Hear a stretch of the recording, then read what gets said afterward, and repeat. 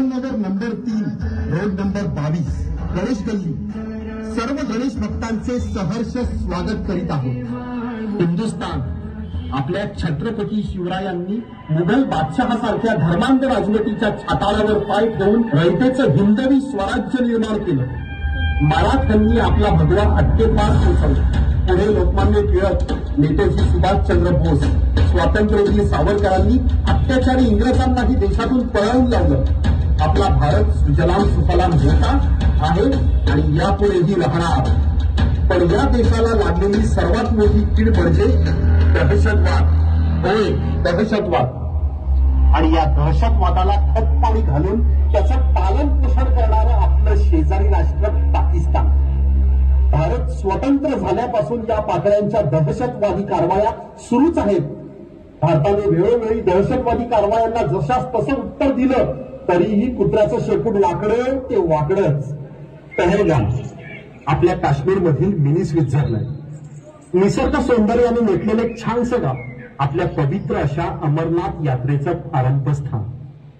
दिनांक 22 एप्रिल 2025 दुपारी 3च्या आसपासची वेळ असेल। साधारणतः 100 पर्यटक फिरत होते। कुणी निवांतपणे आपल्या माणसात गप्पांमध्ये रमलं होतं, तर कुणी वाफाळणारा चहा आणि मॅगी सोबत निसर्गाचा मनमुराद आनंद घेत होते। तेवढ्यात दोन 4-5 जण धावत येताना दिसले। असेल कुणीतरी, लोकांनी फारसं लक्ष दिलं नाही, पण ते जवळ आले।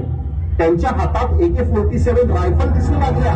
आता मात्र लोक घाबरले, पळण्याचा प्रयत्न करू लागले।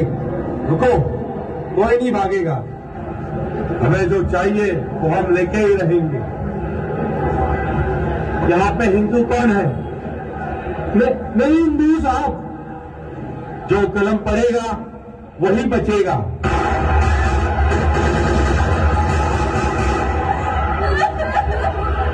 मेरी पति को तो मार दिया, अब मुझे भी मार दो। जाके कह देना तेरे मोदी को।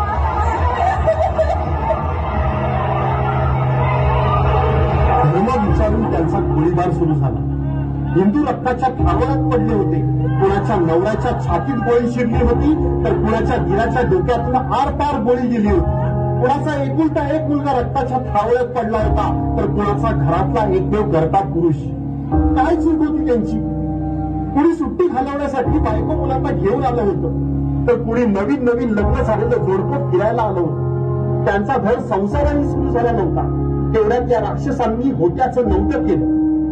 आपल्या महाराष्ट्राचे उपमुख्यमंत्री माननीय श्री एकनाथ शिंदे साहेब प्रायव्हेट जेट घेऊन तात्काळ श्रीनगरला रवाना झाले आणि हल्ल्यातून बचावलेल्या महाराष्ट्रातील पर्यटकांना महाराष्ट्रात घेऊन आले। महाराष्ट्रातले पर्यटक आहेत। मी प्रगती जगदाळे या मुलीशी बोललो। तिने मला सांगितलं की माझ्या समोर, आमच्या समोर तिच्या वडिलांना आणि काकांना नाव विचारून गोळ्या घातल्या। अशा प्रकारचा भ्याड हल्ला केला। ते घाबरलेले, बेदरलेल्या अवस्थेत होते। मी त्यांना सांगितलं की केंद्र सरकार, स्वतः गृहमंत्री तिथं पोहोचतायत आणि महाराष्ट्र सरकारच्या वतीने देखील संपर्क सुरू आहे। ऍक्शनला रिॲक्शन मिळेल, याला करारा जबाब मिळेल। भारतात पटापट चक्र फिरली।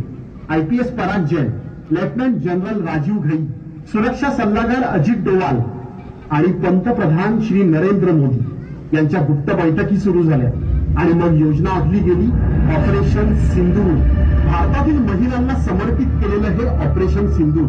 त्यामुळे अनेक भारतीय महिलांनीही यात महत्वाची भूमिका बजावली आहे। यात महत्वाचं नाव घ्यावं लागेल ते म्हणजे एक खरा देशप्रेमी मुसलमान, कर्नल सोफिया कुरेशी आणि विंग कमांडर योमिका सिंग। ऑपरेशन सुरू करण्यापूर्वी श्री गणेशा केला ते भारतातून पाकिस्तानकडे वाहणाऱ्या सिंधू नदीचं पाणी रोखलं।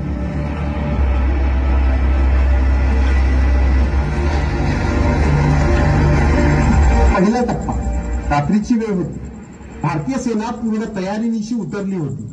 गुप्तचर विभागाने फोन टॅपिंग, मेसेजिंग यंत्रणांवरून दहशतवादी तळांची संपूर्ण माहिती घेतली होती। All teams be ready, focus on the target, fire.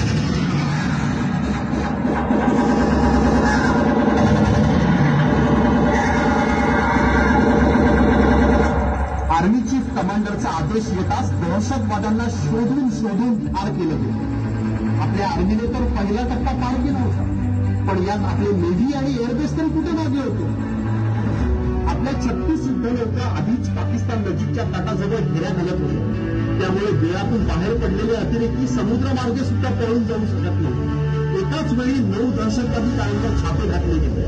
त्याचवेळी वेगवेगळ्या दहशतवादी ट्रेनिंग सेंटर्सवर भारतीय एअरबेसकडून ब्रह्मोस, आकाश सारख्या क्षेपणास्त्रांचा मारा सुरू झाला.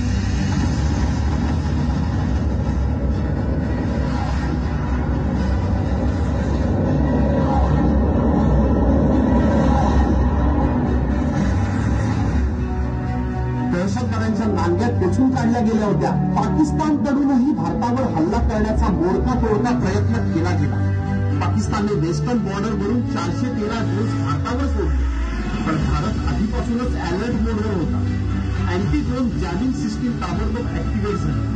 बरेचसे ड्रोन्स भरकटले आणि उरलेले आपल्या अँटी ड्रोन्स गनने खाली पाडले गेले. भारताने पाकिस्तानवर आर्मी, नेव्ही, एअरबेस सर्व बाजूंनी मात केली. या ऑपरेशनमध्ये जैश ए मोहम्मद संघटनेसारख्या 100हून अधिक दहशतवाद्यांचा खात्मा केला. आपल्या आकाश, ब्रह्मोस सारख्या क्षेपणास्त्रांनी अतिरेकी घाबरले. पाकिस्तान मागे हटलं. पंतप्रधानांनाही हात जोडून भारताची माफी मागावी लागली. भारत के साथ जारी जंग में हम पीछे हट रहे हैं, लेकिन वसाइल की कमी, सियासी तन्हाई और दुश्मन की ताकत ने हमें मुश्किल में डाल दिया है कि अगर यही हालात रहे तो जल्द पाकिस्तान दुश्मन के कब्जे में जा सकता है. सर्व जगासमोर संदेश केला. हिंदुस्थानवर केलेला कोणताही हल्ला भारत सहन करणार नाही. आता या गणराया चरणी प्रार्थना करूया.